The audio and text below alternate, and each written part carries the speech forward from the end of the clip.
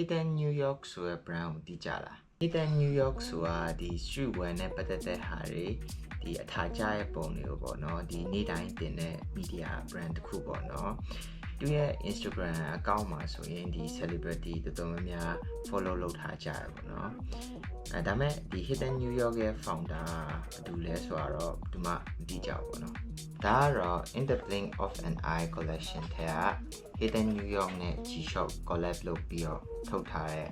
DW5600 နိုင်ဖြစ်ပါတယ်ဒါကိုကျွန်တော်ဇူလိုင်လတုန်းက retail price ဒေါ်လာ200နဲ့ဝယ်ခဲ့ပေါ့နော်ဒါမဲ့ stock X မှာအခုဒေါ်လာ300နီးပါးရှိပြီဟုတ်တယ်ဒီကတော့ US ကနေမှာပေါ့နော်ကျွန်တော်တရားကတော့ US ကနေမြန်မာကိုပို့မြန်မာကနေကျွန်တော်အခုနေရဲ့ထိုင်းကိုပို့ရပေါ့နော်ဆိုတော့မြန်မာကနေထိုင်းကိုပို့ရအချိန်လေးစိတ်မှာဖောက်စစ်တော့ဒီမှာတော့ဒီလိုဖောက်ရအမျိုး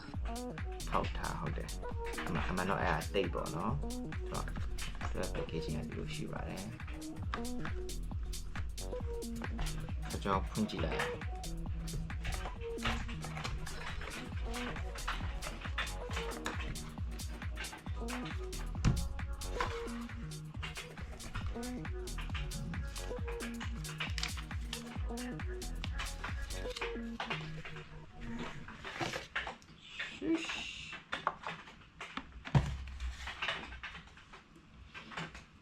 In the Blink of an Eye ဆိုတဲ့အတိုင်းဒီမှာမျက်လုံးပုံပေါ့နော်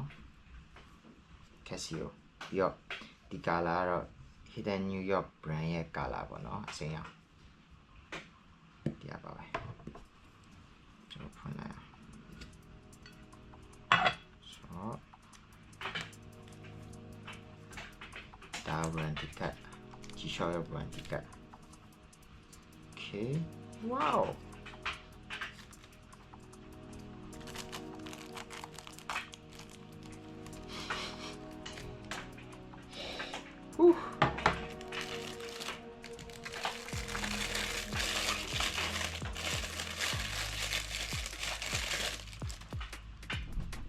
Damn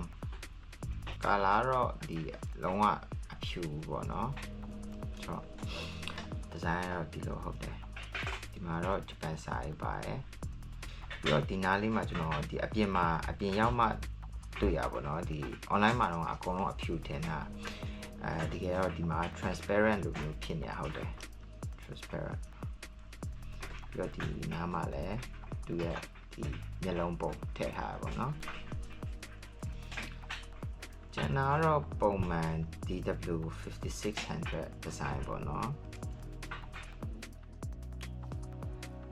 ဆက်ပတ်ကြည့်လိုက်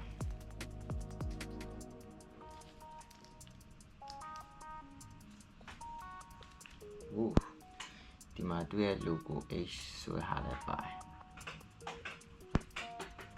တော့ဒီနိုင်ကိုအရင်ထုတ်ထားတဲ့ Big G-Shock Bear Brick collab လုပ်ထားတဲ့ DW6900 ကို inspire လုပ်ထားရပေါ့နော်အဲ့နိုင်ကိုဒီ Hidden New York ရဲ့ founder အရင်ကစီးတော့ကြည့်ရပေါ့နော်ဆိုတော့သူမဝယ်နိုင်ဘူးဆိုပြီးတော့ဒီ Instagram မှာတင်ထားတွေ့ရပေါ့နော်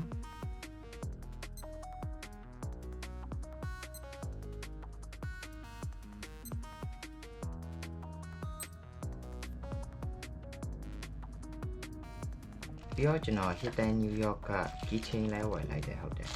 အဲ့ဒါပါတစ်ခါလဲဟောပြလိုက်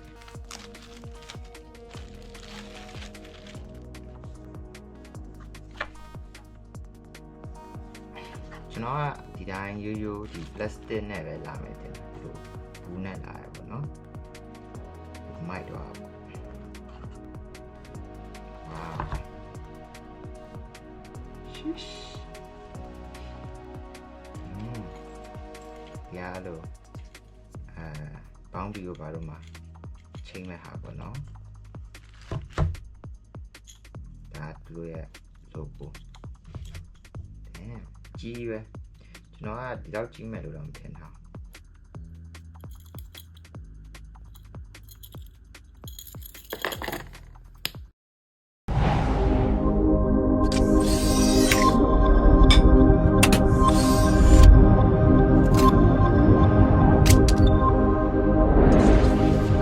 Now entering Hidden G-Shock 2.0. Everything can change in the blink of an eye.